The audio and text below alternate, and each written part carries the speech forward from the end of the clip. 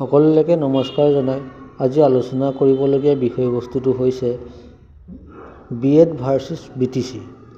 আপোনালোকে গম পায় যে বিএড সকলক এলপিৰ পৰা এলপি শিক্ষক পদৰ বাবে আবেদন কৰাৰ সুযোগ প্ৰদান কৰা নাছিল। সেই বিষয়ক লৈ কলকাতাৰ অৰ্ণৱ ঘোষ নামৰ এজন ব্যক্তিয়ে বা বিএড প্ৰাৰ্থীয়ে সুপ্ৰিম কোৰ্টৰ ওচৰত দ্বাৰস্থ হৈছিল। আজি ইয়াৰ ওপৰত আজি শুনানি প্ৰক্ৰিয়া চলিছিল। শুনানি প্ৰক্ৰিয়া সদৌ শেষত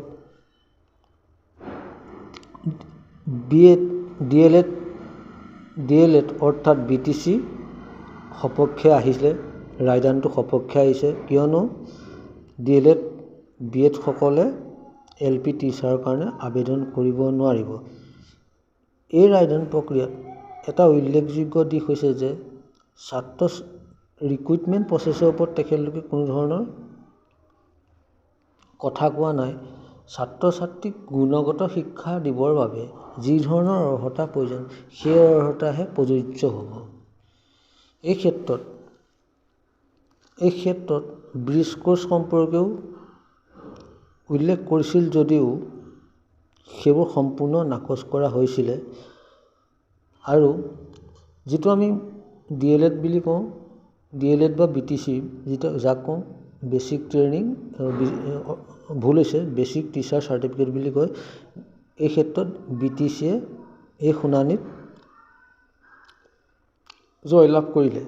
আৰু লগতে এটা কথা কওঁ, ইয়াৰ পৰা এটা কথা জানিব পৰা গৈছে যে যদিও NIS-সকলে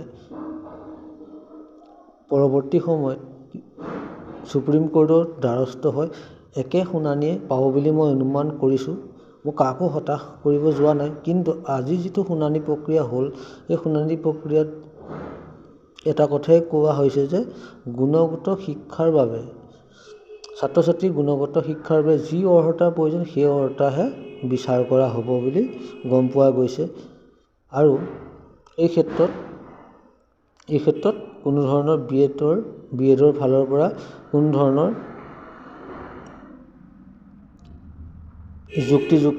যুক্তি আগবঢ়াব নোৱাৰিলে। অৱশেষত বিটিচি সকলে এই শুনানি জয়যুক্ত হ'ল।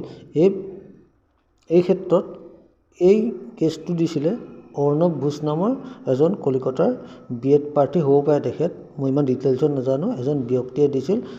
এই অৰ্ণৱ ঘোষৰ বিচাৰৰ ভিত্তিতে অৰ্ণৱ ঘোষে যি ধৰণৰ সুপ্ৰিম কোৰ্টৰ দ্বাৰস্থ হৈছিলে তেখেতৰ ওপৰত ভিত্তি কৰি এই শুনানি প্ৰক্ৰিয়া চলিছিল। অৱশেষত বিটিচিসকল জয়ী হ'ল। ইয়াকে কৈ মই ধন্যবাদ জনাইছোঁ। সকলোৰে দিন মংগলময় হওক। ধন্যবাদ।